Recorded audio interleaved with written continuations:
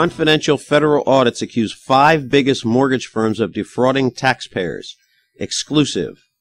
Washington. A set of confidential federal audits accused the nation's 5 largest mortgage companies of defrauding taxpayers in their handling of foreclosures on homes purchased with government-backed loans. 4 officials briefed on the findings told the Huffington Post. The 5 separate investigations were conducted by the Department of Housing and Urban Development's Inspector General and examined Bank of America, J.P. Morgan Chase, Wells Fargo, Citigroup, and Ally Financial, the sources said. The audits accused the 5 major lenders of violating the False Claims Act, a Civil War-era law crafted as a weapon against firms that swindle the government. The audits were completed between February and March, the sources said. The Internal Watchdog Office at HUD referred its findings to the Department of Justice, which must now decide whether to file charges. The federal audits mark the latest fallout from the national foreclosure crisis that followed the end of a long-running housing bubble. Amid reports last year that many large lenders improperly accelerated foreclosure proceedings by failing to amass required paperwork, the federal housing agencies launched their own probes. The resulting reports read like veritable indictments of major lenders, the sources said.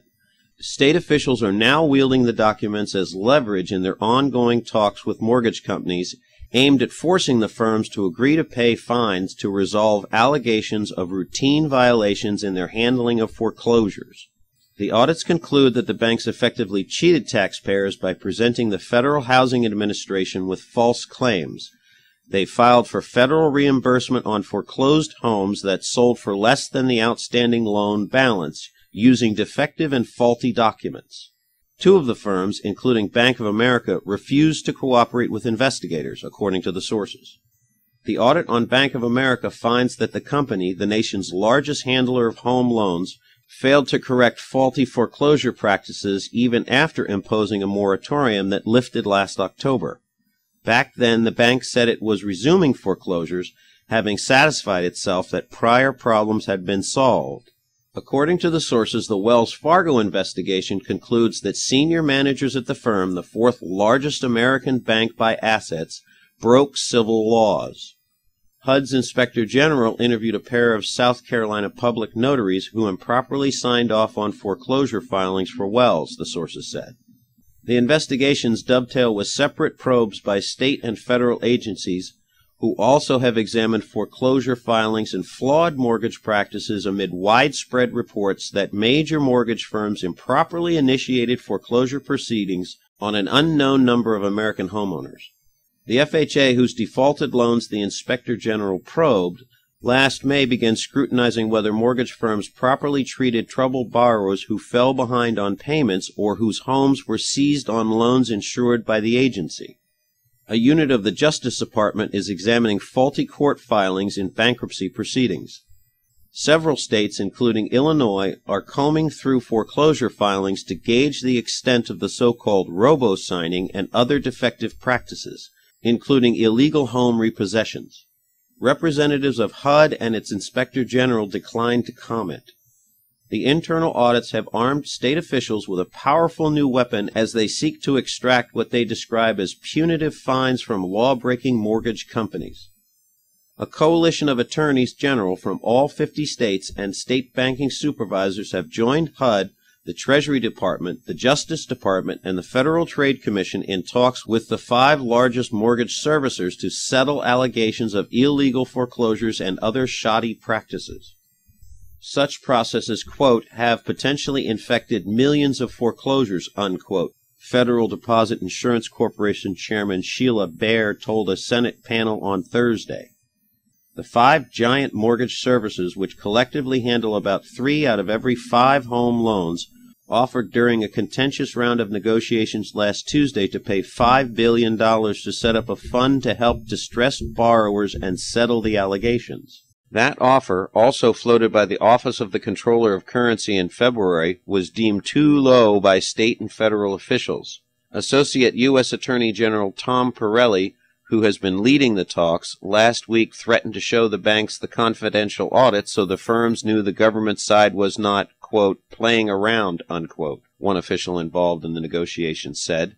He ultimately did not follow through, persuaded that the reports ought to remain confidential, sources said. Through a spokeswoman, Pirelli declined to comment.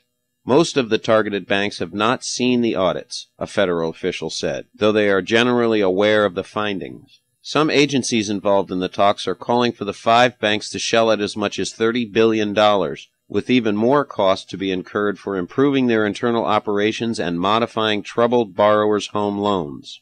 But even that number would fall short of legitimate compensation for the bank's harmful practices, reckons the nascent Federal Bureau of Consumer Financial Protection.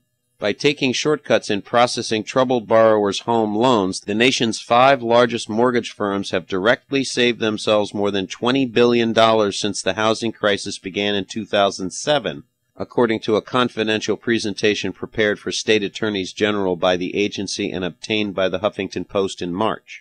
Those pushing for a larger package of fines argue that the foreclosure crisis has spawned broader and more costly social ills, from the dislocation of American families to the continued plunge in home prices, effectively wiping out household savings. The Justice Department is now contemplating whether to use the HUD audits as a basis for civil and criminal enforcement actions, the sources said. The False Claims Act allows the government to recover damages worth 3 times the actual harm plus additional penalties. Justice officials will soon meet with the largest servicers and walk them through the allegations and potential liability each of them face, the sources said. Earlier this month, Justice cited findings from HUD investigations in a lawsuit it filed against Deutsche Bank AG, one of the world's 10 biggest banks by assets, for at least $1 billion for defrauding taxpayers by, quote, repeatedly, unquote, lying to FHA in securing taxpayer-backed insurance for thousands of shoddy mortgages. In March, HUD's Inspector General found that more than 49% of loans underwritten by FHA-approved lenders in a sample did not conform to the agency's requirements. Last October, HUD Secretary Sean Donovan said his investigations found that numerous mortgage firms broke the agency's rules when dealing with delinquent borrowers. He declined to be specific. The agency's review later expanded to flawed foreclosure practices. FHA, a unit of HUD, could still make administrative action against those firms for breaking FHA rules based on its own probe. The confidential findings appear to bolster state and federal officials in their talks with the targeted banks. The knowledge that they may face False Claim Act suits, in addition to state actions based on a multitude of claims like fraud on local courts and consumer violation, will likely compel the banks to offer the government more money to resolve everything. But even that may not be enough. Attorneys general in numerous states, armed with what they portray as incontrovertible evidence of mass robo-signings from preliminary investigations, are probing mortgage practices more closely. The state of Illinois has begun examining potentially fraudulent court filings, looking at the role played by a unit of lender processing services. Nevada and Arizona already launched lawsuits against Bank of America. California is keen on launching its own suits, people familiar with the matter say. Delaware sent Mortgage Electronic Registration Systems, Inc., which runs an electronic registry of mortgages, a subpoena demanding answers to 75 questions. And New York's top law enforcer, Eric Schneiderman, wants to conduct a complete investigation into all facets of mortgage banking, from fraudulent lending to defective securitization practices to faulty foreclosure documents and illegal home seizures. A review of about 2,800 loans that experienced foreclosure last year, serviced by the nation's 14 largest mortgage firms, found that at least 2 of them illegally foreclosed on the homes of almost 50 active-duty military service members, a violation of federal law, according to a report this month from the Government Accountability Office. Those violations are likely only a small fraction of the number committed by home loan companies, experts say, citing the small sample examined by regulators. In an April report on flawed mortgage servicing practices, federal bank supervisors said they, quote, could not provide a reliable estimate of the number of foreclosures that should not have proceeded, unquote. The review of just 2,800 loans in foreclosure compares with nearly 2.9 million homes that received a foreclosure filing last year, according to RealtyTrack, a California-based data provider.